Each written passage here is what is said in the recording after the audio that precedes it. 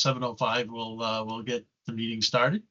Mhm. Why don't we start with those? So we do have the meeting minutes from both September and October. I've reviewed them. Pretty simple, self-explanatory. No issues. Couple of motions there that we had approved on. I guess the only thing that we may want to check on, and maybe this is going to be when we do get an actual town manager in, is are we documenting motions appropriately in that manner? Right, because Right, I used to have a little bit of a different piece where I'd say, oh, I'd really highlight, motion number one, and kind of call it out, and then, say, it was seconded and or, approved unanimously, or Right. approved via roll call vote or something along those lines, just to Right. make it so it couldn't, someone couldn't come back and go, Yeah, well, misinterpret it.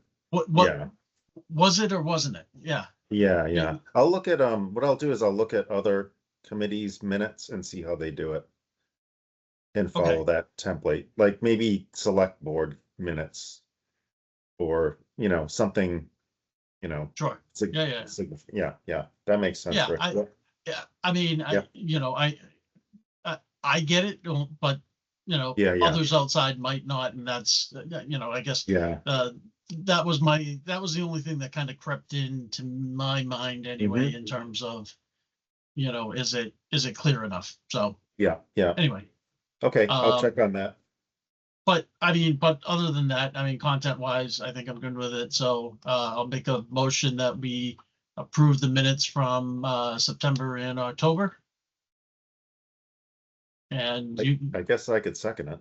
I guess you get to second here. it, and then we can say I approve, and via roll call vote, and away we go.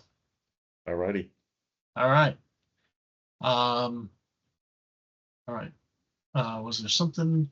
Actually, I didn't even look at agenda wise. Was there something else, or are we going right into financials and director's report stuff? Oh. Let's see. We got Yeah, so I just opened it up. So it says financials fiscal year 2027. Maria, did you do anything in terms of outlook for that? Okay. Sorry, I did not. So that's okay, right? But let me commit to it over the next week and a half. I know, that includes Thanksgiving. That's why I'm kind of giving myself that week and a half. And what I can do is I can email something out just so that everybody has plenty of time before the next meeting to really look at it. So that next meeting can be more of a content instead of first look at anything. Yes. And then also emails can be, communication. If there's any questions or edits, we can kind of do it on the fly. So we're ready for next meeting. Sorry about that. No, that's okay, right? I mean, I know, I remember us saying that we'll need to start looking at it. I mean, and obviously, it was 100% dependent on whether or not Kenny was done or not, right? Right. So the fact that Kenny sent out October financials was a delightful surprise, right? But that would also tell me that 2026, I'm hoping, is now closed. I think so. I mean, we haven't Okay. been told that, but usually he doesn't send that out until we're right around that time. I'm with you. So, so maybe it's just one of those, whether it's to Dennis and finding out, are we locked in? Are we closed yet? Because obviously we want to be able to get working on the 2027 numbers and stuff, but we really need, the line in the sand and kind of going, okay, but we need the 2026 financials to finish to see if, what kind of adjustments we may need to be making. So, yep. Okay. Great. All right, so why don't we go into current financial? Well, why don't we just go into the director's report, which has the current financials? Yep. So share. So, director's report, current financials. So we have October's, because they came in, was that 2 days ago? I mean, Yep. pretty recently. I'll be honest, I haven't looked super intensely into them. As I believe I say every time, I know this is recorded, but that's all right. My eyes also kind of glaze over when I look at it, and I just nod and go, I think I get it. So,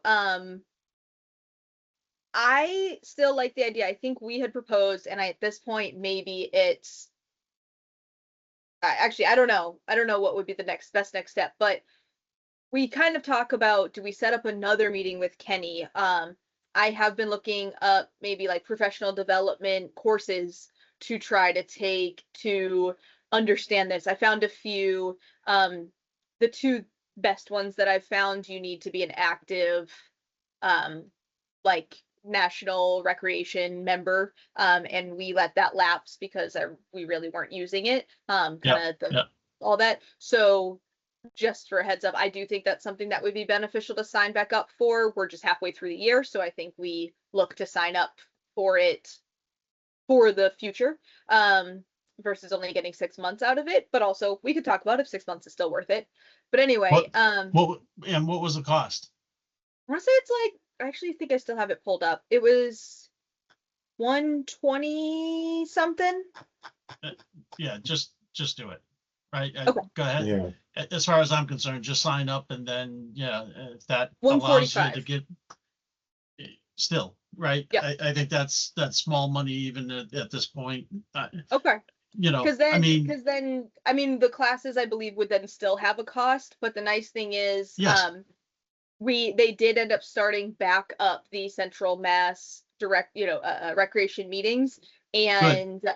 When I've been chatting with some of the local towns, apparently we're not on the list because they pull from that roster. And to be honest, they kind of just forgot about us because originally it wasn't a requirement. That's why we were originally invited. But then with the change of leadership, Grafton, she moved, and people like that, they just kind of went, hey, let's look at the list, and they didn't think of us. So anyway, I think things like that will help us to stay involved, engaged. Like you said, it's not a big spend, so I can do that. But the two classes, this is kind of out of order, but anyway, the two classes I found are, actually, we can pivot. I can share those. Yeah. So one of them is specifically Excel, data analysis. I know it's not exactly what we're talking about, but I'm wondering if I can gain some real information about the best ways to use Excel to understand what we're looking at. The other one is part of an actual certification. I don't believe, I have to look into this more, but I don't believe I have to take the whole certification, but it is the finance module of the certification course. So I want to investigate more, because even if you click into it, it says you have to register. But I'm pretty sure that you can take just this module. I just obviously wouldn't be able to get the rest of the certification, which I don't think at this point is necessary for us. I think Andrew had done it. I don't know if it was independent or through you all, but I don't know if that's something we need to be working towards. Yeah. Just a question on that. Would this training be under kind of a universal mode of what Kenny does, or does he riff and do his own thing? I'm just thinking, for the amount of hours spent, it might be worth it to ask the powers that be to just have them pay Kenny for a couple of hours for us to sit with him to go through. It might be the fastest way to understand exactly what he's doing. I just worry that you'll sign up for these classes, go through the whole thing, and then we may be in the same position where we don't understand his output. You know what I mean? Yeah, I mean, that's very possible because I don't know the answer to your question. I know that Kenny is not a specific Parks and Rec person, right? So this course might not line up one-to-one with him. I don't know if the program we use is called Vadar. I don't know if that's what this course or any course would talk about, unless maybe I searched a specific like Vadar course. which again, I don't know if that's necessary. So I think what you're saying is smart in terms of setting up with Kenny. I don't know if it's an or, it might be an and. Especially if I can start to understand a little bit more about what maybe is normal in the recreation world for finance. And then the question to Kenny might be like, hey, are there relevant reports that you can just like walk us through, like click, click, click for us to be able to run? We have access to Vadar that might sync up better with what typical reporting is, you know, through our website and through what rec tends to look at metrics. You know, we've even found through our website what we're on our 3rd or 4th report that we run to share finances, because they keep not mashing up with what the town is reporting. So I think it might be an and to say, can we I think our department needs to fill that middle ground. Chris, I don't know if you've sat down with Kenny. That I've sat down with him 3 or 4 times to do like a, can you explain this to me? I don't know what the disconnect is, but in the moment he explains it, I'm like, okay, I think I've got it this time. Give it 2 weeks, it's gone. There's just something about it not actually making real sense. So I didn't learn it, I just understood it in the moment. And so I would love as a group to try it, because then maybe, you know, what you understand and then what Rick understands and then what I understand, what Laura understands, when we all come together, it becomes a whole. That might be good. Yeah. I mean, either that, or if it's a like a Teams call, we could just record it. And if we want to go back to, you know, revisit exactly what was said, we could do that if he's willing to do that. Yeah, I mean, he's always been very willing to meet with us. Every time we've asked, he's just said, yes, let's set up exactly a virtual call. He'll talk it through. And so I think it's a great idea, and I think we should do it. I think something else in addition, even if it's not to help us understand Kenny, but just to help us understand what's the best way for us to be looking at our financials in making decisions, is still worth it. Yeah, and maybe that's where this other course or something similar to this route might make more sense. So I don't have to take, you know, the finance module, but just understanding like, how am I displaying and understanding this for me and us?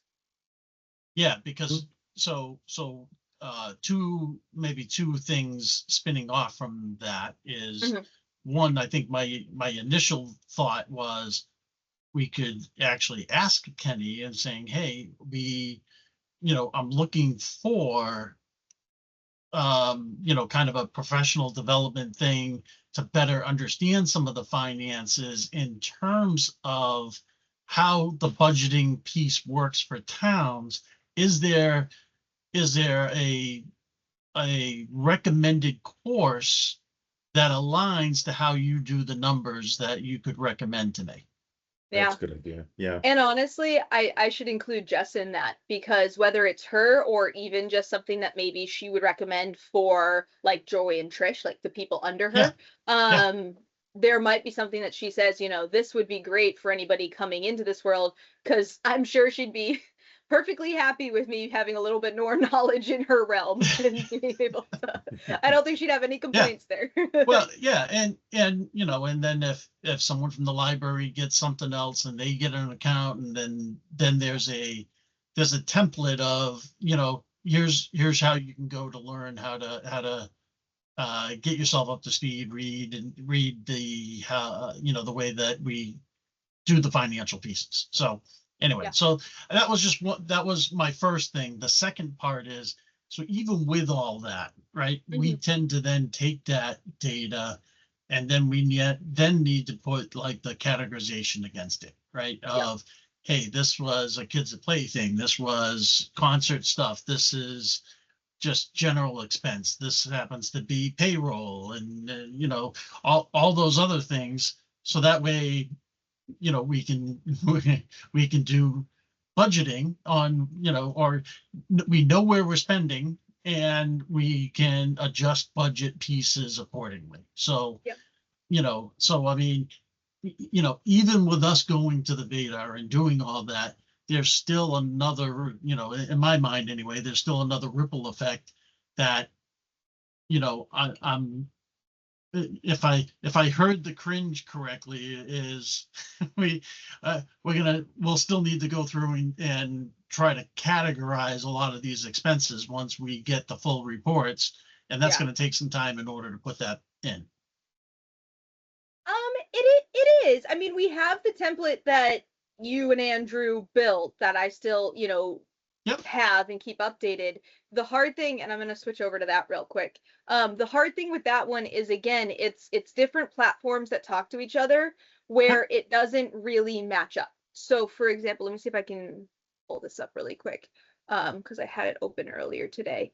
So yeah, it's right here. So for example, our financial reports, the report that I send to Jess for our monthly MyRec deposits is our settled transactions. So it's literally just what was settled through the bank.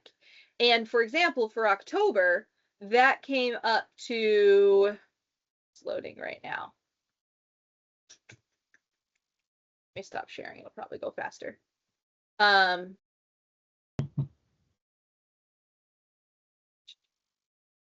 That came up to 2,795.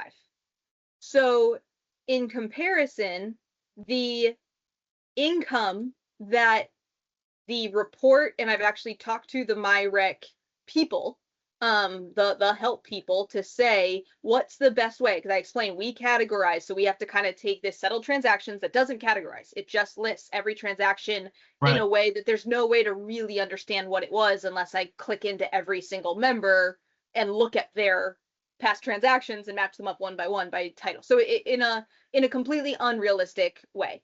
So anyway, that 2,795, I think it was, is the most relevant report, and this is all just through MyRec, the same website, comes up to 2,552, right? So we're $200 something off with no explanation, and this happens every single month, and this is our income.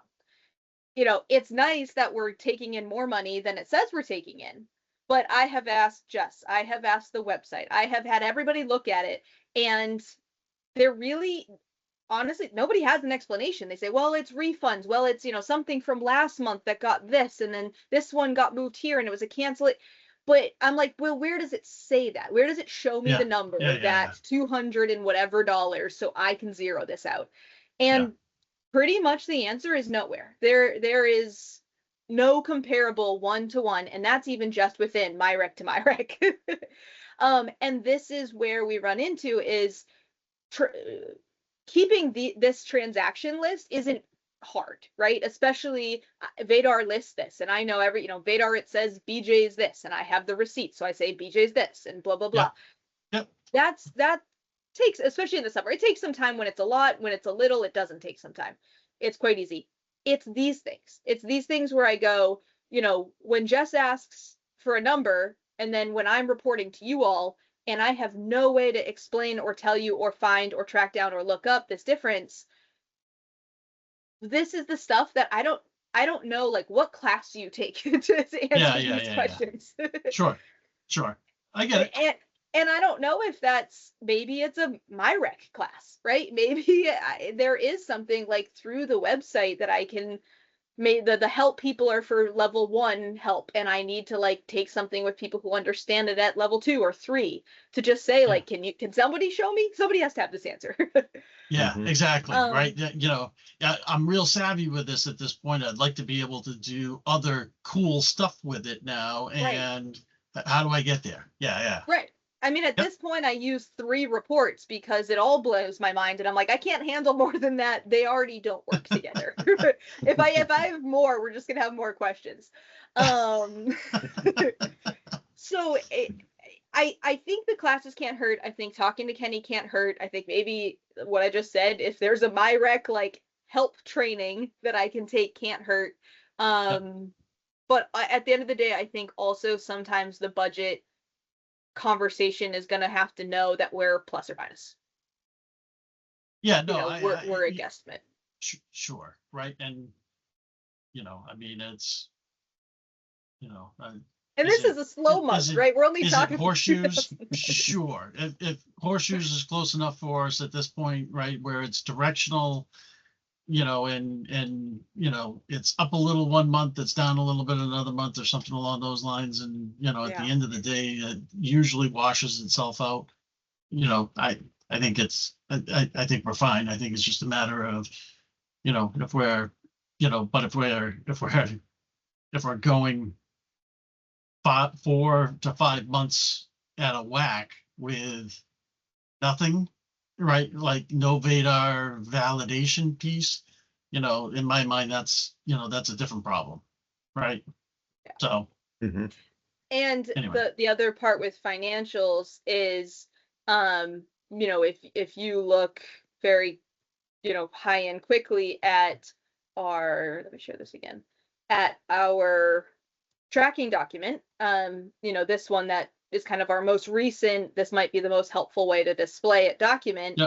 Yep. There, again, there are some glaring holes because yes, Kenny might have closed out 2026, but it means there's a lot of stuff in still literally the months of 2025 since July, that aren't caught up. So there's, I think, like volleyball, right? We don't have any of Jerica's stuff tracked yet. Most of it's in. I think she's like 2 months behind, which is typical. She usually submits 2-3 months. That's kind of her way. That's fine. Yeah. We always get caught up obviously before the end of the fiscal year, but what'd you say, 5 months behind 6? We're not that far behind in her submission. So it's things like that where you go, I'm 1 for 1. I've the last few months I've made sure I'm 1 for 1 checked in with Vadar. This is exactly what's posted. And this, again, I don't want to just spend the beginning of all our meetings complaining, but the thing is, right, this is where I think we also start to lose track of things. And that's where I worry about if things are being honest, because if something gets lost from Kenny, but it's from 4 months ago, I have a lot harder time keeping track of what's 1-to-1 than if it's Right. all right, let's double check this past month and this past month. So again, we all are on the same page. I think it's conversations with the new town manager of just, we need something. We need an intermediary. We need something to close this loop, because every month we have the same conversation to open our meeting. That's it. We do every month. Yeah, I just checked the record player. We've got 20 seconds left on it. So, before we have to move off financials. Yeah. Yep. Right. Before it breaks again. I know. Yeah. So, as always, that's financials. Yeah. All right. Don't have an answer. Yeah. All right. Rest of the report. Yeah, I mean, so I mean, I know I looked at it, Chris. I don't know if you had kind of run down some of the director reports, but I mean, things that have no status, skip it. Yeah. Right. I mean. Yep. Yeah. Financials, ask Jess. Yep. Fine. Yep. So these two I literally just added for our conversation. Skip. Pickleball. The one question is, so I sent the big long email out to everyone. I'll be sending another one out in a few weeks. But double checking that what we said of, because of the addition of the fee for indoor, we're not increasing the fee for outdoor, their annual fee. Is that correct? I'm okay with that. Yep. Okay, I think that sounds good. That sounds fair. But before responding to a couple of questions about the annual fee, I just wanted to double check. Yeah. When you send those emails out to them, can you also CC us on those?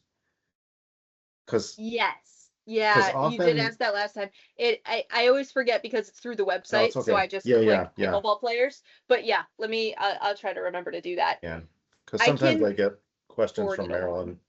Yeah.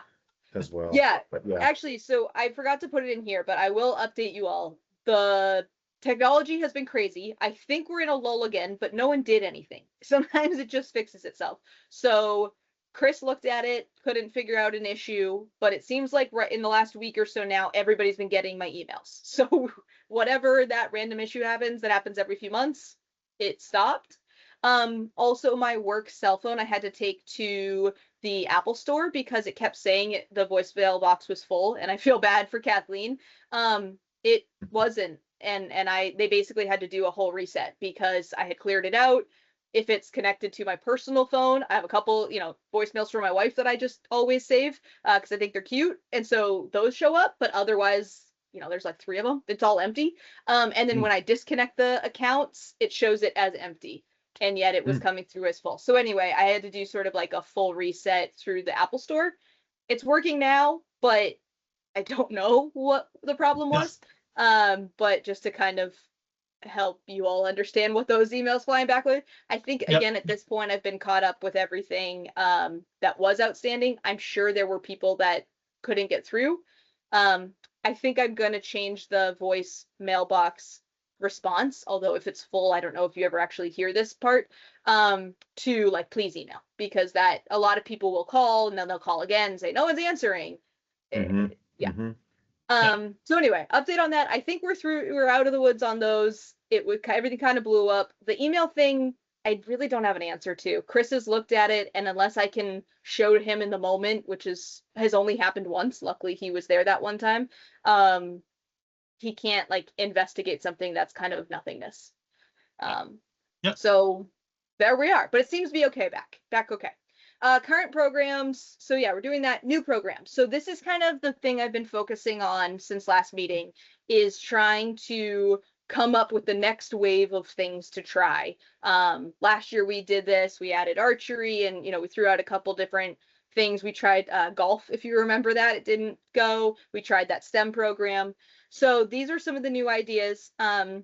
This one isn't through any group or anything, but just a family board game night, get a room at the community center, promote the night, bring a couple board games. They probably have some there and people can bring their own, but really just a, fully free event. I show up one night and just say, everybody come play board games.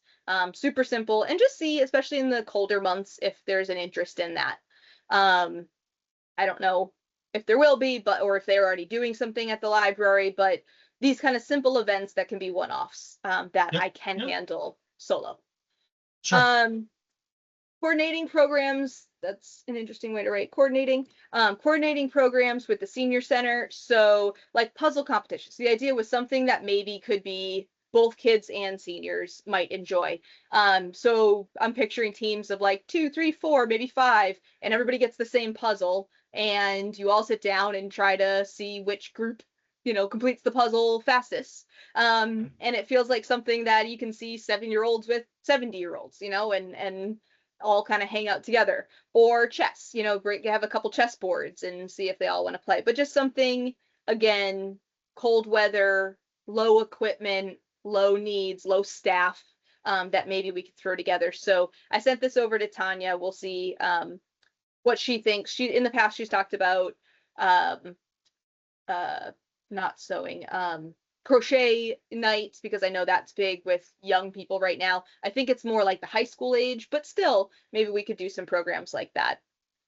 Snapology, so I did reach back out to them. They were originally going to reach out to me and see if they had any non-Lego based programming. So we touched base a couple days ago, and he basically said, honestly, hasn't been hearing the same thing from other towns, so they're really not developing non-Lego programs. He said there are some where you're technically using Legos, but you're like making a stop motion movie, or you're programming a whole robotics. And so he's like, they're not really Legos. It's just that happens to be the medium to do the other stuff. So I think we're going to just try it again. Same thing, no risk if it doesn't run. And look at what dates and times might really work for him and for us. But I think it is going to still have to be Lego based if we want to try again, which I think would be nice. Hoops with the police department. So the last police chief, we had chatted about how they used to do like a gym class event with the police. So they would go to, I believe it was BVT, and this was fully run by them, not through rec at all. And they said it basically just fizzled out. Kids kind of stopped having interest, and it was hard to get cops and all that. So I wanted to promote, especially, I think BVT still owes us at least one, like, hey, use our gym situation from last year. And maybe it's like once a quarter that the cops could even get it pulled together on their end. So if I could maybe talk to Mike over at BVT, or even potentially have this be something where we use town hall, one Saturday evening, or Friday evening, a quarter. Like, it doesn't have to be often, but just something with some younger kids, some cops, kind of that type of thing. I think it might be nice to connect those groups and see if we can get that sparked back up. So a magic program, I found one, it's called I think just Discover Magic. And I reached out to them, and they basically, the online profile is that you can get certified as a presenter. So you learn all the magic stuff, and then that way you can present, and kind of like, in karate, you could like move up in belts. So they have like the yellow level and the orange level and the purple level, and so that you can run multiple programs that build off of each other. I wasn't looking to get certified as a magic presenter, but I did reach out and ask if they have anyone in the area who may be interested in doing programs for us, instead of us kind of having to get someone certified ourselves. So he actually reached out today, and I think actually after I sent it over to you all, and said that they do have someone, let's see, Stephanie, she's about 45 minutes away from us, and he CC'd her, and so she might be someone to potentially run some magic programming. And again, if it's some things that can build, we could maybe do 4 programs and you move up in level each one. And so that could be a cool option. And is the magic one, is that something that's, I guess I don't recall seeing that in the email stream. So is that just something you were working on directly? In the email stream? Well, just like the Fast Sports one, for example, right? I remember seeing a, kind of a reach out to us. Hey, we've got things that we can offer. I just don't remember seeing anything from the magic side. Yeah, basically I was just, every couple of months I peek around at the other rec departments in the area and I see what everyone's doing. And I want to say maybe it was Hopkinton. This one caught my eye. And so I just reached out to them, and not Hopkinton, to the magic program, and said, like I said, do you have anyone in the area? So, I think that's where that came from. Honestly, I just kind of have like a list of future program ideas. So that was on that one. And then Fast Sports, they reached out to us a bit ago. I kind of don't know why that was never a thing that we did before. He said he used to talk to Andrew about it, and then it kind of fizzled, but I'm glad we reconnected, and so he seems super excited. And it seems like something, and he said, honestly, we're so overstaffed that we can make pretty much anything work, like 1-day events, once a week events, shorter, longer, different age groups, different groups. We did specifically talk about not competing. So like he mentioned, they have flag football, and I'm like, well, probably not flag football. But then what was interesting, he said, is maybe actually speak to flag football and say, we don't want to step on your toes. What's your most off season? And let's maybe have it be like a self-sustaining, in the off season, we do a flag football program, and then in your season we advertise yours, and you advertise, something along those lines to like keep the skills growing. So really make sure, same thing, soccer, let's make sure it doesn't overlap the age ranges that Upton Youth Soccer would want to do, to try to stay away from competing at all. So he seemed, he lives in Northbridge, he's from the area, he seemed really understanding of all of that. So I think we're going to be able to throw out a couple different options there. This was another one. So I reached out to Denise about the town hall schedule, because I'm picturing, if we could do a couple Saturdays, like I said, doing basketball at town hall, or in the spring, if we could do t-ball or multi-sports or soccer in the softball outfield, so that we're not competing for field space, that kind of thing. I think it's something we could do. It's the same as all the other programs. If it doesn't fill enough, we don't run it. Yeah, sure. Plain and simple. Yep. Yep. So I think that'd be great. kids that play field trips, this was just an idea I'd had a bit before. And especially with talking with Grafton, they were like sending a bus to New York. I just want to think, everybody loves field trips in the summer. Can it be as simple as we, get a couple of the staff that last year we did the thing with applications where you check a box, would you like to be, an on-call off-season potential staff? And maybe it's we grab 5 staff. Yep. And we just a bus and we go to Urban Air or Six Flags or Water Whiz or something, on a Saturday or something. Like we can just go on trips and see if they fill. And again, the hard thing with this idea though is for buses, I'd have to know how early do we have to cancel the bus to not have any payment on our thing. Right. But if that's 3 weeks or something, then I think we could do it. So trying to just have a little bit more offerings and not being afraid, as long as there's no financial burden, to throw it out there, cancel. Yep. Performing arts program, I really haven't heard back from Matt F, so I'm leaving it on there. Don't think that it's going to move forward. I think he might be swamped with some of his current things he's doing.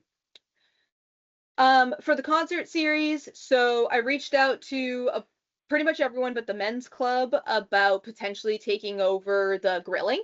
And the Girl Scouts actually got back to me and basically said they think that they would be really interested in taking on some or all of the dates. I didn't read it that closely because it just came in at 6. But so I think they're looking to potentially be involved. I think the thing is we'd have to make sure that that is actually okay from the town, that an outside group can charge and make money at our event. I'm assuming since Rushford does it, that it's fine. Well, yeah, I mean, but Rushford is also bringing their own stuff. Would they be buying and bringing their own things and then selling in terms of food, or would we still be doing something? The idea that I had was pretty much they supply the food for the food sales and they receive so it basically takes us completely out of the equation. They receive the profit for any food sales. In addition, it allows them to be part of the community, do any advertising, that kind of thing. I don't know about the use of our grill, if that's something that we would be all right with, or if we just say, it's 100% independent, make it whatever you want, but you can't use any of our resources. So we have to think about that because again, with grilling, it requires certain certifications and all that.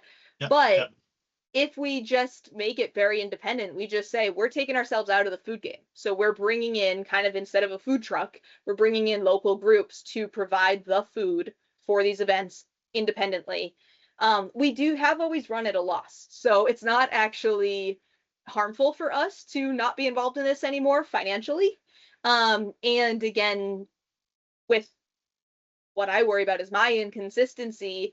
If we're still using grilling as the template, that's tough. If we switch away from grilling to something else where other people can sub in easier, then maybe it's not all or nothing. Maybe there's somewhere it's run by us, somewhere it's run by the Scouts, somewhere it's run by one of the school groups. I don't know if like the athletic departments are allowed to have, boosters that sell and raise money or something. I don't know if that's a thing that's around here, but that's kind of the idea.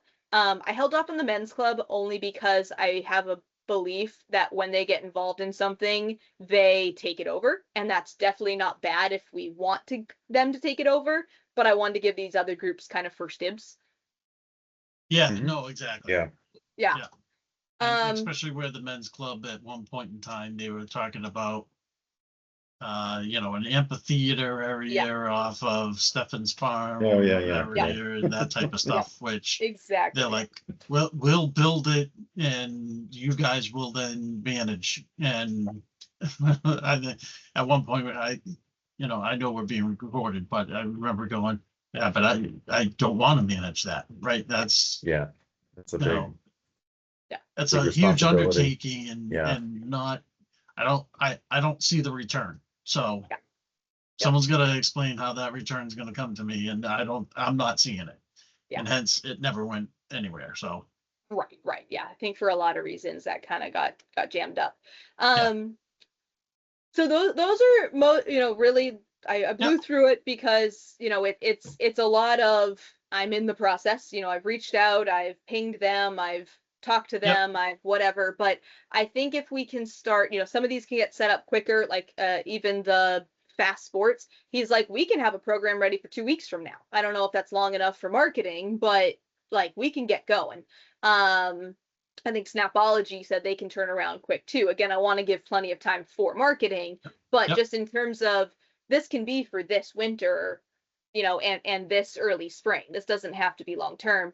But I just want to, each year I kind of am trying to come up with some new things to try when other things flopped. So this was the newest. Absolutely. Yeah. Cool. The last thing, and I didn't put it on here, but I've been emailing back and forth with Sandy and kind of talked to her on the phone today. But we had talked about advertising the program director job much earlier than everything else. So really now is about when I was thinking of starting advertising that.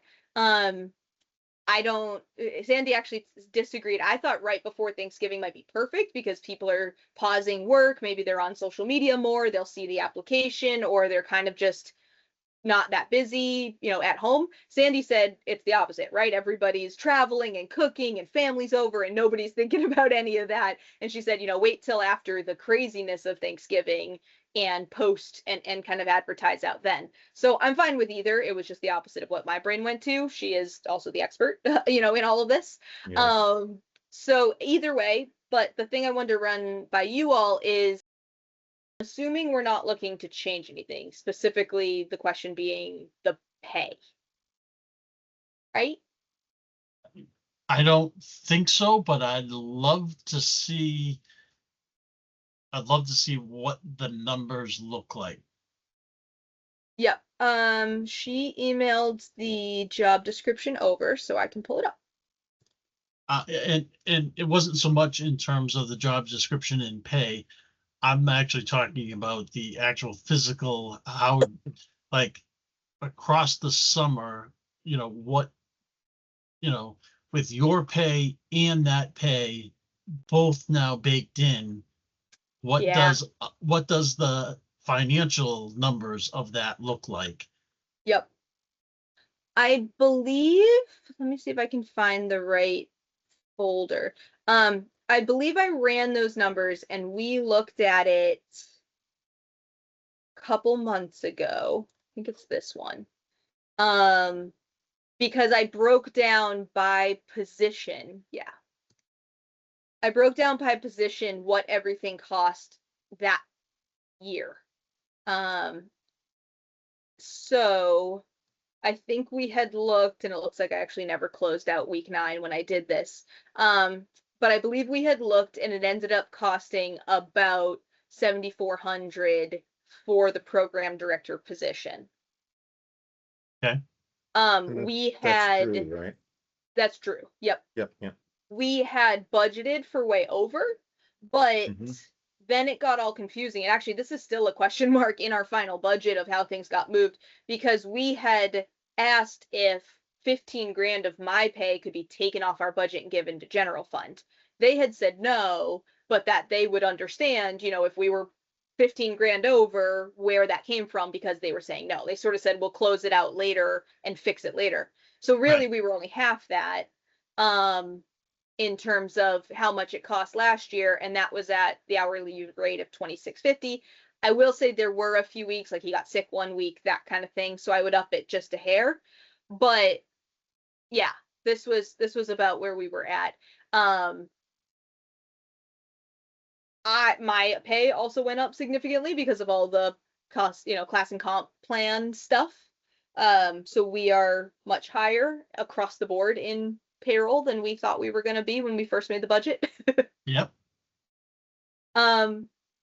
Yeah, I mean, I personally don't know if it's worth going up in money because I think really to get the next level person, we'd have to go up much higher than we're even going to be able to in this conversation. Yeah, right. So like going up $1 an hour, is it going to really get us a different level of person? Maybe, but probably not. Yeah, no, I'm with you. I mean, and obviously looking at this and saying, where are we, where are we really spending the money? Well, yeah, I mean, counselors and team leads, but that's because of the raw count, right? The assistant program directors not being 2x, but being close to 2x the program director. And I get it. There's 2 of them versus 1. But there isn't a ton of difference there. You know what I mean? So. And my hope for this upcoming year is if we get a program director we're excited about, to go down to 1 assistant program director. Okay. And I think, honestly, if we don't get a program director we're excited about, but we have 2 assistant program directors we feel good about, to go back to that model. I think we base it each year off of who are the best candidates, rather than force someone in the program director role who's really not the right fit. Yeah. Be honest and call it 2 assistant program directors. Yep. That level, or really it's the pay. I might give them, if it's Carolyn and someone else, I might call them program directors, but pay them at 21 if we're there, that kind of thing. But yeah. I'm with you. I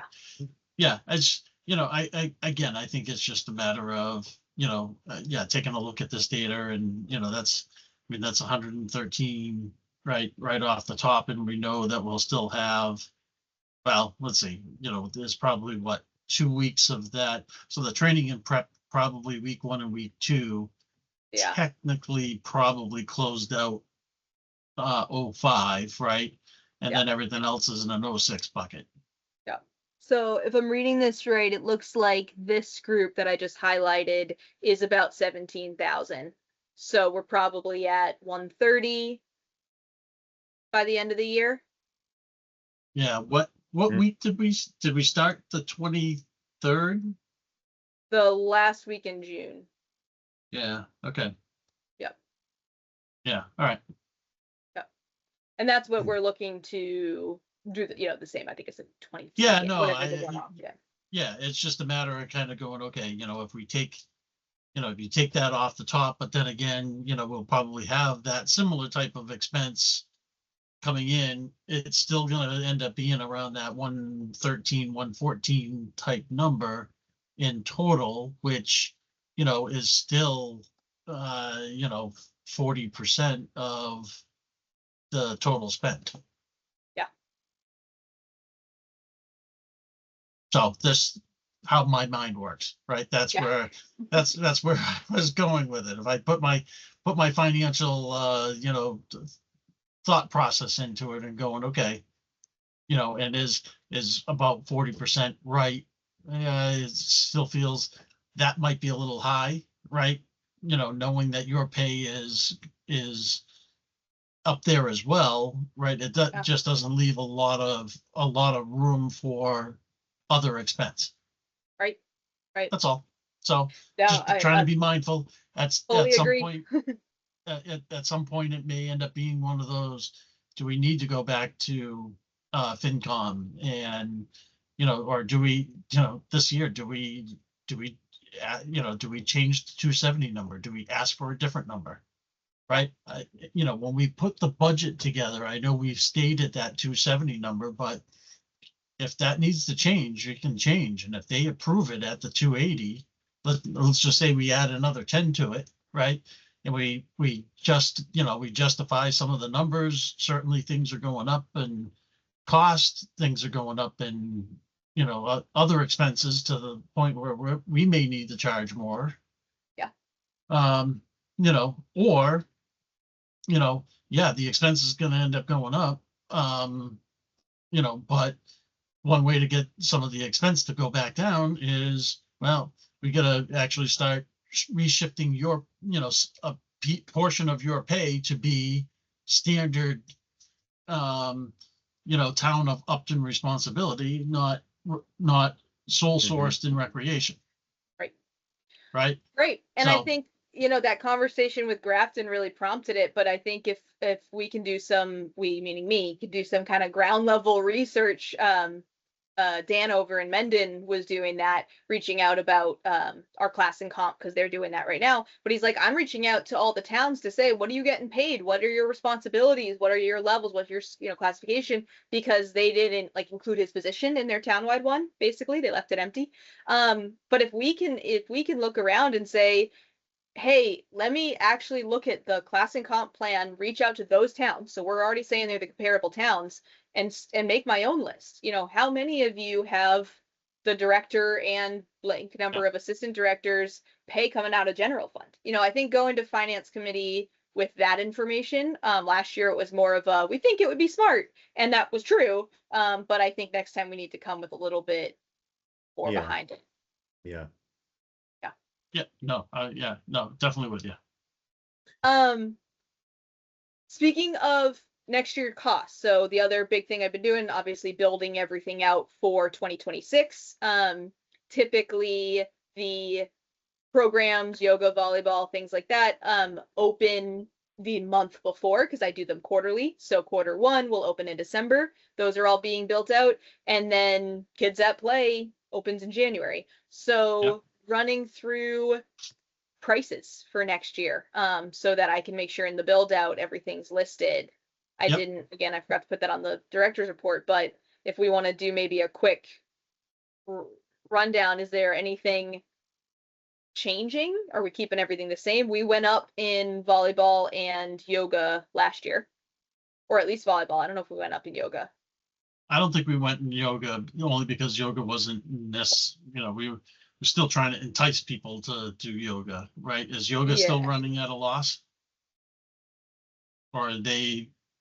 Since we shifted fully over to online, I haven't run the numbers as much, but let me, I can run those. Yeah, I believe so. We left it at 7. Yeah, so I guess universally, I would say yoga probably should adjust slightly so it matches what we did with volleyball. Okay. I'm not so sure we heard back from anybody at volleyball saying that's a problem, right? Okay. So I would say let's do that. I think we are due for probably a price change for Kids at Play stuff. And, the unfortunate part is, we need to, right? As much as, Laura and I actually heard some stuff of, some of those trips were just too costly. We could only do a portion of them or whatever.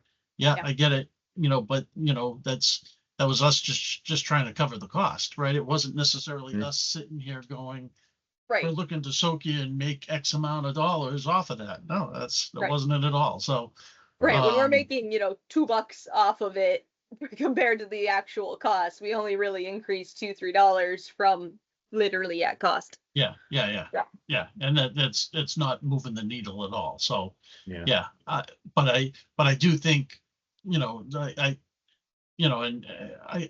don't know what to be honest with you, I'm not so sure what the numbers are at this point. That might be another one where, as we go through, we probably need to, kind of look at it and go, all right, what do we think we're going to need to do? So if you are able to do something, let's just say by December 5th, if you could have, knowing next week is Thanksgiving, but by December 5th, if you could have something sent out in terms of, maybe the draft 2027 budget stuff that is based on actuals for fiscal year 26. Or sorry, fiscal year 25, because we're in 26 now, sorry, right? Knowing that we're really looking for it for 27, but based on some of those numbers, that's where we can kind of go, okay, do we need to make a pop, which is going to give us a little bit of a flux for 26? Well, actually, probably a good flux for 26, because we tend to take a lot of, a lot of that money in, a good portion of the money in before the first week, right? So, Yeah. Anyway, but right. I'd rather try to look at it with a little bit more data at hand than just saying, raise everything by $5. I'm not sure that that's the right answer, because that's certainly, the unfortunate part is that's not what's going on in the economies today. Right. But the flip side of that is, maybe I reach out and have a quick conversation with Paul or Steve and go, listen, what do we actually think at some point we're going to be able to get some of your, whether it be the benefits or payroll pieces off the recreation books? Because if not, some of these costs for kids at play are gonna skyrocket, right? I mean, and that's the only way that it makes it a zero-sum game. Right. We have to raise prices. Right. What way can we try to help out the community better? Actually keeping prices down for kids at play. Mm-hmm. And the only way that we don't overspend then, right, is getting some of your budget off the books, right? Yeah. I mean, that's the cold hard reality. If we were able to move, say we're able to move $20K off that, well, guess what, right? Yeah, then we don't have to raise, we wouldn't have to raise prices, and people would go, good, right? This is, this is still one of the other cheaper ones around. Yeah. So. Yeah. Yeah. No, I fully agree. Yeah,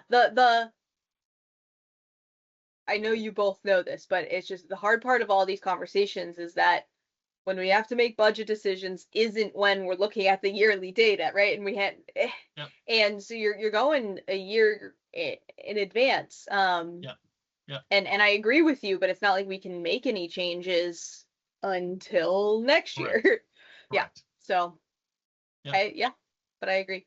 I did just double check because I couldn't remember. So yeah, 2024 was the last time we upped kids at play, and then we kept it that same through 2025.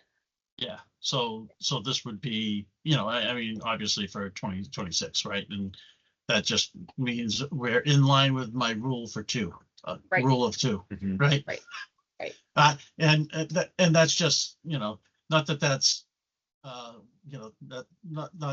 that's like a Gibbs rule, right? That's just I like to at least try to be consistent and say, okay, we understand our budget piece. We'll go a little higher one year, and then the next one kind of compensates, but we try to keep it flat for at least two, and then reevaluate where we're at. Right. Marilyn also asked about pickleball. Will it be the same cost in the coming year as it was this past year? Yeah. So that's another thing we can think about. Yeah, I think in double checking, I think we were going to keep it at 40 because we added the indoor fee. Okay. Yeah. The other thing. Go ahead. With regard to the program director hire, I agree with waiting till January to advertise it. When I've worked in biotech, like typically when people are looking for jobs is after the beginning of the year. So if there's some cost associated with advertising early, we may want to wait until January to do that. The other thing is, I was thinking maybe we should put in something about this for the November or December town newsletter for rec. Yeah. I think probably a lot of people go through those. Yep. And it would be good to at least spark some interest earlier than an advertisement would go out. And then it could be something like, if you have interest, contact us for more information kind of thing. Yeah. Just Yeah. for general information. Well, it's totally free and easy to just open the job application. It doesn't have, just opening it doesn't have to come with a big splash. Okay. And I can, I'm the one who physically builds the online form, so I can have the only job available on the application just be program director. Obviously, it wouldn't say counselor and all those yet. And so we could just even do that, next week. And then maybe in December, it's just some social media posts. And then in January, Sandy does her big, and the December newsletter. So it can, all the free stuff we can do as early as we want and as often as we want, in November, and then one in December. And then Sandy does everything in January to get it. And then we start really looking like late January, what have we got? Yeah, exactly. So I kind of like that one better of, let's go ahead and get it in, get it posted.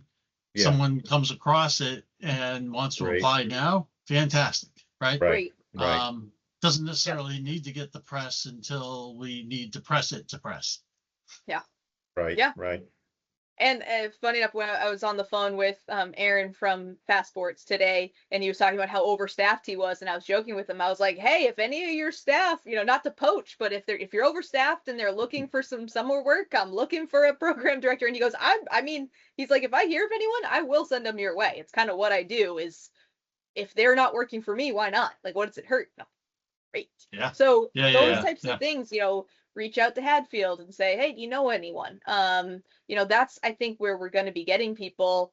And again, that's the type of stuff. People are home for the holidays. They're seeing their friends. They're seeing their family. This might be the word of mouth time versus the online posting time. Yeah. Yep. The other thing I was thinking about earlier this week when the Upton Mendon Free Press came out is on the front page, they had I think the Memorial School had a fun run. And they raised like $50K for helping with costs for field trips that they do and all other kinds of stuff. I was just wondering, like, would Rec consider doing some sort of an event like that to help offset field trip costs, like all these things to make it more affordable for people?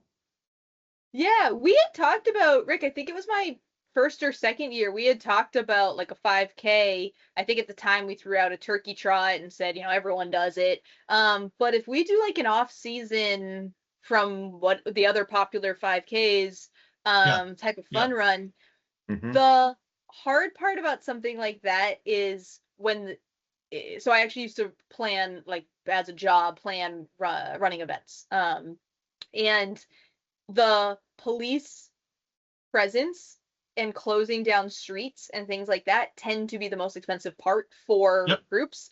And so for something like the school, the police might like donate their time, town takes some of that cost. It's a nice community thing. But for town to town, it's all cost.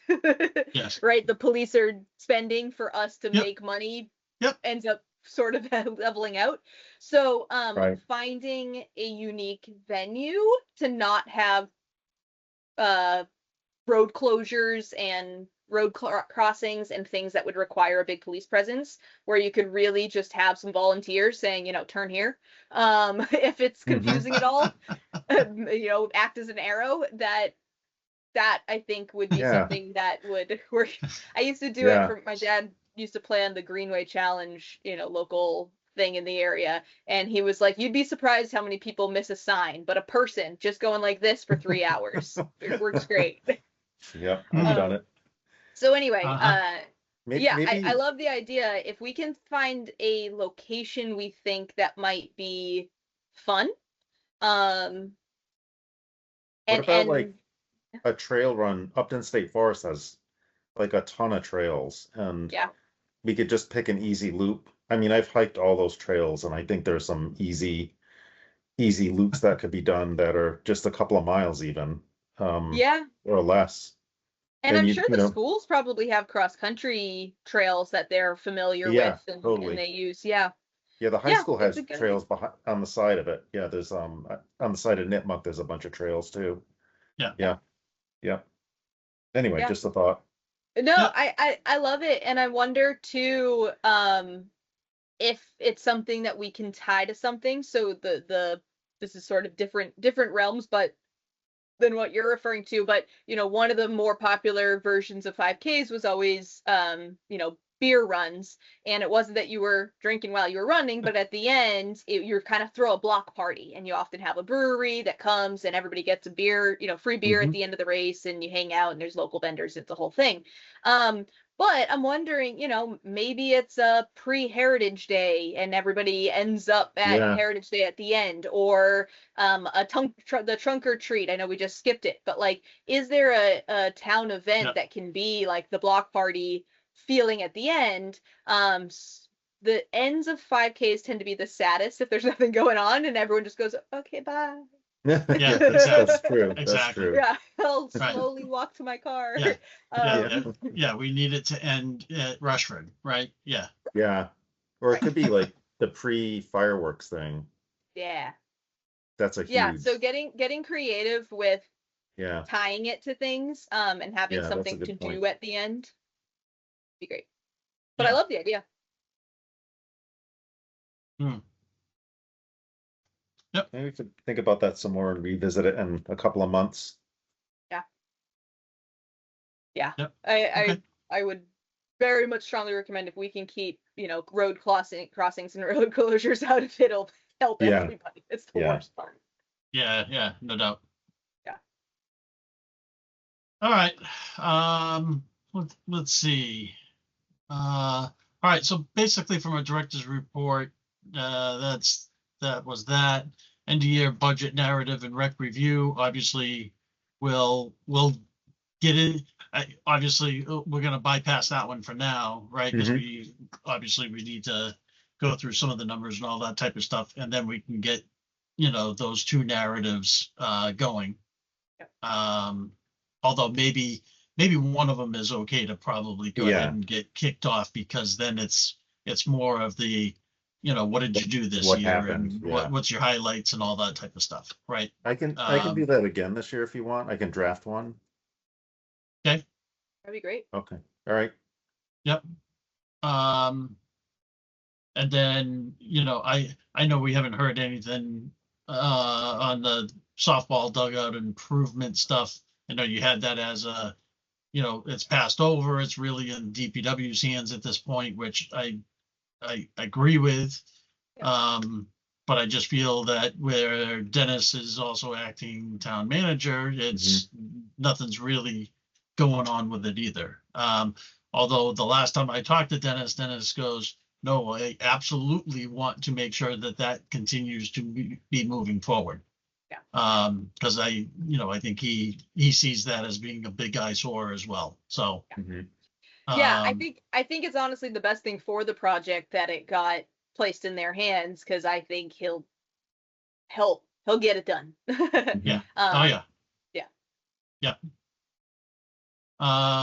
Let's see, field type stuff. I don't see any of that happening until probably February anyway. So I'm just thinking of other things that weren't in the director's report. I did swing by.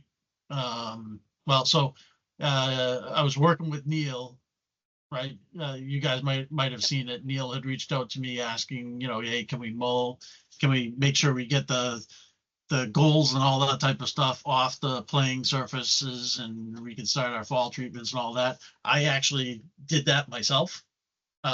Great. It's pretty easy down at West River to, balance them, kind of drag them across a little bit and get them into the parking lot. So I had done that and did some stuff at Kiwanis. I took some photos and just said, okay, hey, here it is.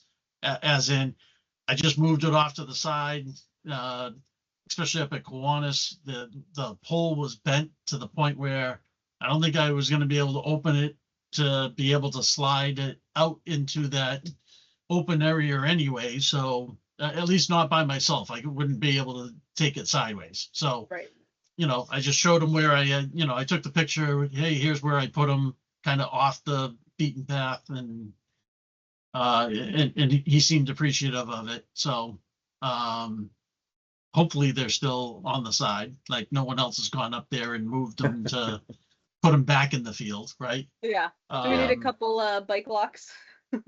Well, so funny you say that, but that's what Gary used to do. Gary and John used to actually chain them up and make it, put it in a couple of spots. Therefore, you couldn't actually. It's not that you couldn't move them, but you'd need a pretty good sized team to be able to move them to get them into an area for use, at least for one of them. So, while I was there, I did walk down to the tennis courts. And actually one of the things that we're probably going to need to do in the spring is we're going to now need to order new tennis nets. Okay. So when I went down there, there was towels and towels and towels draped over the tennis netting so that they could dry. Right. So I'm sure what that just means someone's brought towels to help dry up the court, right? Especially where it's not getting all that warm. Yet we got a squeegee that can get it some of the way off, but then we grab a towel and then we wipe it the rest of the way so that we can use it. But now they're using the tennis netting as a drying rack. And what's it doing to the tennis netting? It's making it crumble. So that may be one of those things that as a future thing, I don't know. Not that I want to have a laundry line up there, right. but something that you can say, hey, while you're there, and you're looking to hang that up so things can dry. Yeah, but stop putting them on the tennis nets. Yeah. So, not that I want to, there's whatever carrot and stick, right? Not that I want to crack down on them and threaten, but one of the things that I think does help it click for them sometimes is right now they have very little physical oversight during their programming, right? Nobody who's paid by the town is there. And one of the things that I've communicated to them when they tend to ask for certain things is saying, listen, like that's a gray area that only you all get because you have so many, and we can't staff it. But if we get to a place where we need to have staff on site, we will need to cut down the total number of hours that you will be able to have for your pickleball club to what we can staff. Like that's how that will work. So you will end up losing the majority of the time total, and that will have to be the size of the full pickleball club, whatever we can staff, and that tends to work for the message we're trying to get across, because they don't they know that would be what, once or twice a week at that point. Are they a club? Are they official? I know they call themselves a club, but are they an official club yet? On our website, we call them the Upton Pickleball Club. That's the membership. Sure. Yep. Are you asking, are they like a nonprofit? Are they do they have a nonprofit 501(c)(3) yet? Bill talked about it at one point in time. Yeah, I don't believe so, but it's possible that they just didn't tell me it officially happened, but I don't believe so. Okay. It wouldn't surprise me if they're not, right? Because and here's where I'm going with some of this, right? And I kind of got with like the indoor piece, when this turns on to be this way, right? And would like this to be that way. And it's, and I get it. They want to make it so it's accommodating to the needs of pickleball, right? Yeah. But at some point it's like, okay, we don't do all this stuff for soccer. We don't do all this stuff for the flag football. We don't do it for the baseball or softball groups that are using fields, or basketball, programs and stuff that are going on. So, when are we going to, is there a time when all of a sudden it comes to, hey, there's no more membership. You guys are going to start paying by the hour. So we have this conversation probably like at least once a year. Oh yeah. My response still is, and what it has been is, yes, it takes a decent amount of my time to set up new systems with them. Right now, with Marilyn as the in-between, with the boundaries we've set, with the processes that we've set up, that unless it's something new, that has become pretty standardized. It's more than any other, but it's still pretty standardized of like, this is what it takes to run pickleball. It's not crazy. No one's calling me at 6 a.m. anymore and all the crazy stuff that happened. Yep. But the benefit of not pushing them in that direction is that they do bring in thousands of dollars in profit, not even just then they spend it, right? But in profit. And one of our things is that we got to get up to 270 in, and they are right now a winner for us in programs where yoga's a loser, grilling's a loser, everything else. Yeah, no. And the only reason is I know that, yes, if they kept their exact same schedule and they paid, we would be making even more money, but they wouldn't keep their same schedule because their individual fees would skyrocket if they were actually going to try to. So they would end up coming down to far fewer. We wouldn't make as much money off of them. And as long as we can, in my opinion, maintain the level of time that I need to put into what kind of is currently happening, I think it's still cost benefit a win in our column. Yeah.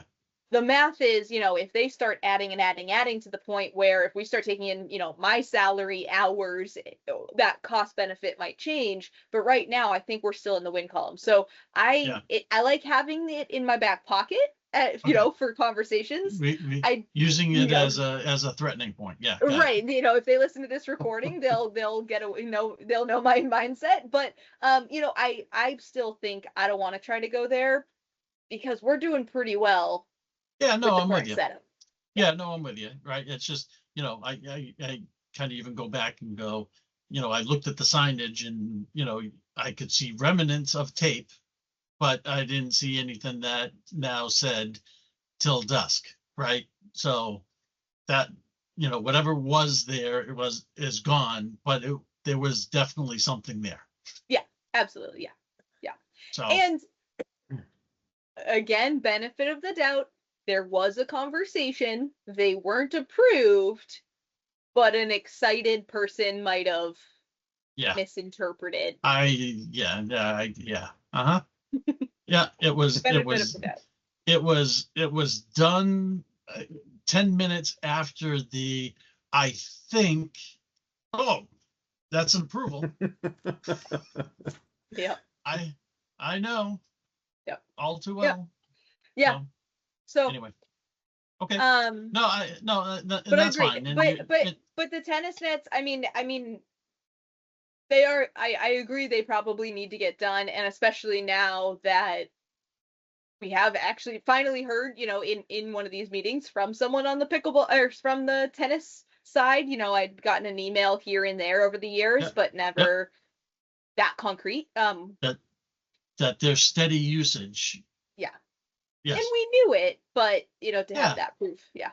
Yeah, no, absolutely. And quite honestly, when I, so I saw it, and when I walked over, right, that's where I could see, the white taping that goes across the top, right? It's now disintegrating, right? It's open, so it's now, you can see the wire that kind of holds it up. And I'm looking at it and going, okay, we're gonna have to replace it now. So, and that's just one of those, it's only helping accelerate the useful, ending the useful life of what the net can take. When I looked, and that's the near court. When I went over and I looked at the far one the top is in better shape, but there's a whole heck of a lot more mold on it because that one just doesn't see the sun as much and hence doesn't dry out as well. So, Yeah. It's, so is that one in as bad a shape? No. So maybe we replace one this year, one the following year. Therefore, we're not doing them together all the time, right? To the point where, kind of like we did with the pickleball net and said, well, we're going to get one each year, and then we're going to displace one of the temporaries. Yep. I'm not so. By the way, I'm not so sure they even use any of the temporaries, right? There's like 6 of these regular ones on wheels that are permanently set up and like locked to the sides of the stuff. Right. And honestly, I was thinking that when I went there, because now that we've kind of given them their budget, and explained to them what that means, they get to choose, instead of auto buying a new net every year. If that's not how you want to use your budget, that's fine, right? If that's not a good use of the money that we've said is for pickleball because you found alternatives, sure. Yeah. Okay. So, I know when there was 1 or 2 nets that were stationed and locked to the side and that type of stuff, kind of maybe turned a dull eye to it. But now that there's like 5 or 6 of them, right? Just like pickleball saying, hey, it's not just the court, it's the outer bounds of the court that people will move within as well. Those are now starting to, in my opinion, are now going to start impeding on tennis play. Do you think that they're like in the way? They might be. Okay. Right. If someone's running and trying to track down, because they don't like, it's not like it's one up against the fence and then one up against the fence. There were like 3 or 4 stacked coming out. So maybe what it is, because one of the things when I was thinking about it was I wanted to add almost in the disclaimer that they sign when they register, any, I don't know the wording yet, but like personal equipment that is brought for community use is still the ownership, of the person, and we are not responsible for any damage, theft, blah, blah, blah, right? Like send it to the lawyer, get it worded properly. But the idea of basically being like, if you bring something that you want to share with everyone, like don't come crying to us if somebody damages it or steals it, right? It was your choice to leave it out in a public setting. Like basically you're just leaving it there and we're not yelling at you. That's all that's happening. Correct. We're not taking any ownership. So I was thinking of adding like a disclaimer, kind of knowing that that's where they've been transitioning to. But maybe the other half of that is explaining to Marilyn, we're really allowing, we're not allowing double parking here. Like we're allowing one lane for this usage. Maybe it's no more than double parking. Right. And maybe that's the right way to look at it, because I don't think 2 10s is going to be a problem. But when I saw 3 or 4, I was like, all right, now this is starting to get a little weird. Okay. It looked weird to me anyway. So, I mean, when I helped her put those nets together at the beginning of the season, they don't need more than 2, do they, on the tennis courts? No, they could use 6. Yeah. Oh. There's 6 courts, but they don't want to use the setup ones that we've provided. They've been just using the wheelie ones. Yeah. There's like 6 wheelie ones there that probably were personally bought and now are left out, and they just get chained up outside. Yeah. Because the other ones didn't have wheels on them. Yeah. That I brought up there. Yeah. Yeah. Okay. Yeah, they use those go to the basketball court. Mm-hmm. Yeah. And indoor. Right. They bring a few indoor for over winter. Yeah. Sure. Yep. Video. Okay. Yeah. Video. Kiwanis. You mean cameras? Cameras still work? Let's check. I haven't checked lately. Just curious whether or not we're having issues or not having issues. And No, it's a great question. I haven't looked in a while. We have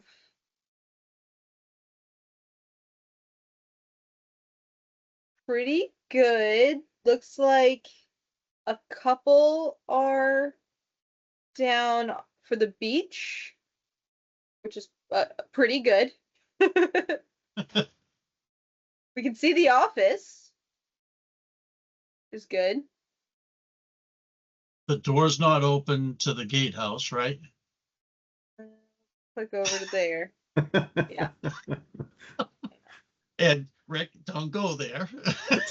There's no car on the Probably basketball court. Yeah, another fun cleanup. Exactly. No, gatehouse looks shut and empty. Yeah, so most, if not all, are working. I haven't, gone one by one, but Yeah, no, they seem to okay. be up. I do owe No. them an old invoice. I think honestly it was the one that I owe them was the one where they showed up and did some work and they had never asked us first. They just did it and we were like, wait a minute, hold on. Sending over an invoice from work that you did without getting our permission first, but I think I held off because I was talking to Joe about it, and then we gotten into the transition, and then now they pinged us again saying like, "Hey, you're late on this invoice, so I'm gonna pay it." Okay. Yeah, I'm pretty sure it was work we actually wanted them to do, but they just like showed up one day, and then when we reached out and we're like, "Hey, we'd like to schedule this work," they're like, "Yeah, we did it last week." So it was more protocol than work we didn't want. Was that like the new router and other stuff to get other things back up and running? Yeah. It was one of the steps, and it was when they kept going down and all that. So again, we were glad they did the work, but it was like, if you're gonna send us an invoice, we have to know what you're doing ahead of time. Yeah, no, absolutely. Yeah. Okay. But anyway, I own them that one. That one's outstanding. Got it. Okay. Cool. I remember we talked about, sorry, just that stuff sparked this in my brain. My uncle, when he was taking down the tent this past time, he mentioned how filthy it was. It's really getting dirty. And he had really, I think he said he couldn't put it in his washer. It's too big, but maybe we pressure wash it, or maybe not this year, but at some point, do we talk about trying to get from him or someone else a tent top that's multi-pieces? That's for a tent that size, that tends to be the standard, is to break it up into a couple pieces that you put together as the top instead of one big one that no one can move unless you're a professional. And that also would allow us to maybe have a 3-year rotation that we put in the budget to get it cleaned or something like that. So something to think about. I mean, I'm sure we're talking about a crazy amount of money, so this is maybe more of a multi-year conversation. But just something, maybe this year after they set it up, we get some big ladders and pressure wash, but we say, hey, 2028, 2029, we're trying to find some money for a different top. Yeah, no, I'm with you.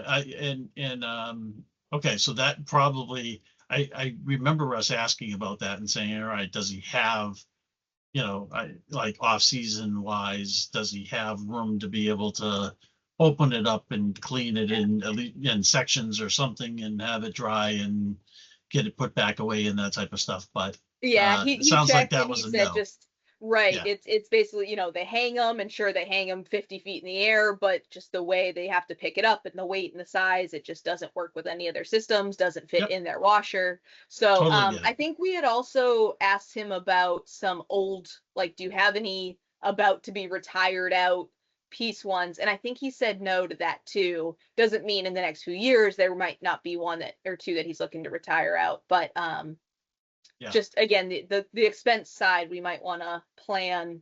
I don't know. Again, I don't know what that ballpark is, but whatever that chunk of money. Yeah, no, I'm with you. So yeah, well, definitely something to just keep an eye on. But yeah, okay. I don't who knows what the new town manager will think, but last year we got pinged about not doing some protocol with using him, because he's my uncle. So just, I don't even remember what Joe said it should be. I know we've done it, all the proper stuff, and now he's just the local tent guy we use, happens to be related to me. But is the closest professional who does a good job, and we looked around, so we did it all right. But anyway, just reminding us of that. Yeah, no, I'm with you, and I think we just needed to make sure that it was declared, right? Right. Mhm. So, which, I think we did send things out for bid. We were well aware of the fact that, there was a relation there, but, it was also the only one that really came back, covering what we were looking for it to do with a good price. So, it kind of made it, a pretty easy decision. But yeah, we just, obviously just had to disclaim it. So, but yeah, I mean, whoever comes back in, maybe that's just one of those things. But, I don't know if there's a,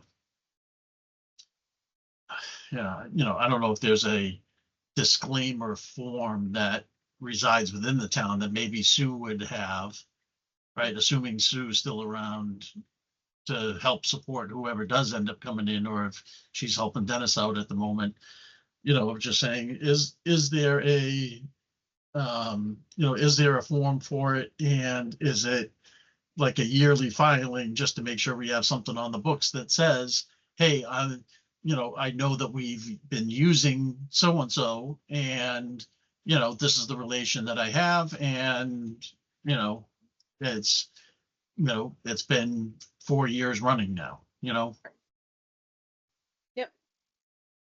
Yeah, that's one. I think I happened to see that one a little bit more real time, and I was able to jump in and back you up on the fact that, oh, no, that was definitely on the up and up. There was no hiding on that one, right? Yeah. Right? We weren't Also, pulling wool over anyone's eyes.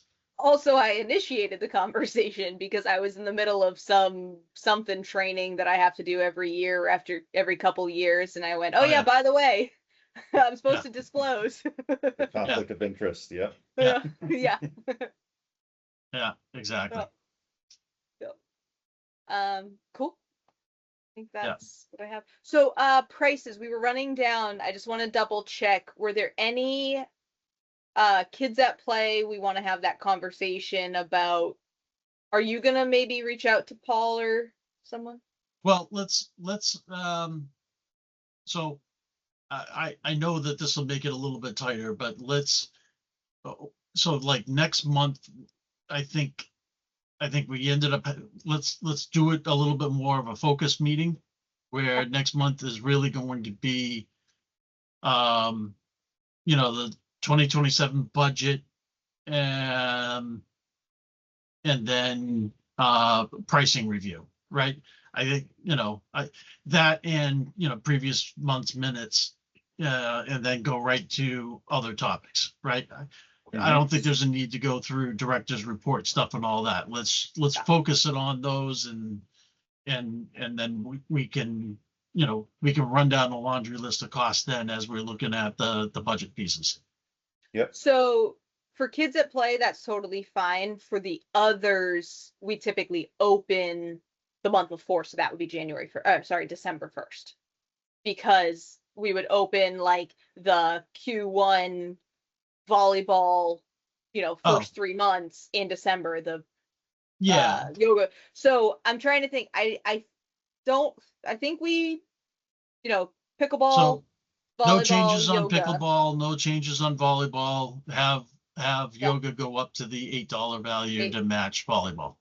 And then I guess my only other question is, in the conversations with all the other programming people and everything, if we're trying to do winter break or early January or whatever, I guess, are you cool that I sort of have discretionary decisions on cost, more than what they charge?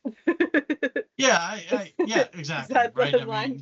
I mean, we gotta make an assumption that, there'll be, a certain amount of kids. I mean, kind of ask what the numbers, like what kind of numbers can they support within a class, right? And then basically typically it's even easier than that. Most of these are people who already work with other departments that have been able to do it. They've worked with Southborough, Sure. Westborough, Northborough, Hopkinton, whoever. So typically I just say, what does everyone else charge? Because also if someone lives in, over the line in Westborough, but they're closer to Upton, I don't want to charge more than Westborough and have them go, so I typically just say, I'll charge what they charge, archery, we all make it the same. So that's kind of been my template with all of these, is just say, I'm going to match. And then actually the fast sports guy, he said really there, because I asked him, he said their variation is just honestly some of the more wealthy towns, they have to increase their costs in order to make it not seem displaced. He said so sometimes they actually charge more in certain towns only because they want to make it match, but otherwise they do have some standards. Okay. So I guess mostly I'm just saying typically I go to you all with approval about what we charge for things, because in the next few weeks I'll want to try to get some of those things scheduled, build the programming, all that. Assuming we're not at a loss, are you cool with me having kind of discretionary? Yeah, I think so. Yeah. Mm-hmm. Great. Yep. Great. Yeah, I just knew, we go back and do some of the numbers with like the yoga and all that. We knew, hey, we needed, 5 people in order to cover the, the weekly, or that, that session costs, right? And, just, try to manage it accordingly, and some of the class sizes of those, and I get it, but it's also one of those of like, well, but they can't accommodate 30 people either, right? So, if the class size is about, they can go up and account for as many as 12, maybe 15, but, and where, we're in the profit after 6 or 7. Okay, then at least we know what we're shooting for. Yeah. So yeah, okay. All right. Then I think there's nothing, time-wise that we're gonna miss between now and the next meeting.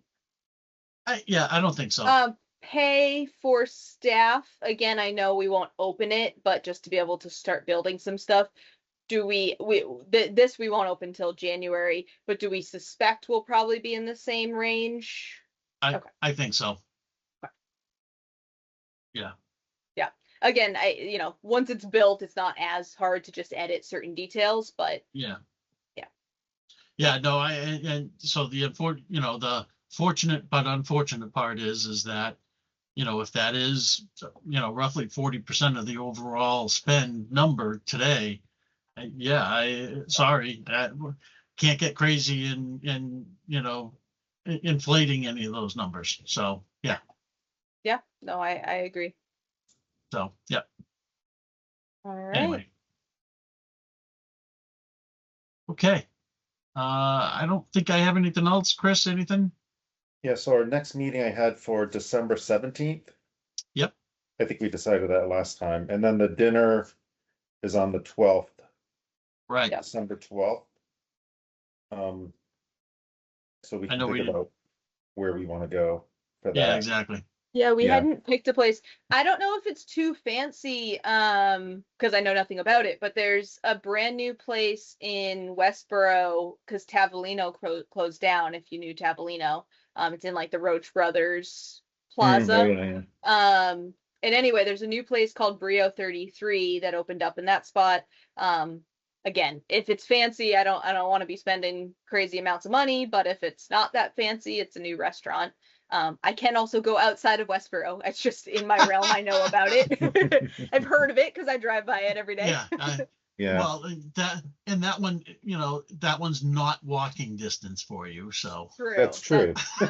It was too cold last time. In the snow. Yeah. Yeah, it was cold and rainy. Yeah. Yeah. Yeah. I mean, there are a couple of really affordable places in Upton. There's the Red Rock Grill Red Rock's is good. Yeah. pretty affordable, and the new Mexican restaurant is actually really very good, and it's Mine's pretty good. it's Yeah. inexpensive. Yeah. Yeah. Yeah, I've been there a couple of times. Really impressed. But we can I'll throw a email out to the team and get some ideas. I'll look into that Brio place. Yeah, Brio 33. Like I said, Yep. it might. I don't know what they did with it. They might have made it a little on the fancier side. Who knows? But Okay, Cavallino was check. always great. I'll check it out. All right. Got it. Great. Good. Yeah, All I have right. nothing We're else. good to Yep. go. Yeah. Perfect. All right. Good stuff. All right. Very We'll good. See you all Eight- next meeting. Yep. 8:45. We'll adjourn here. Yep.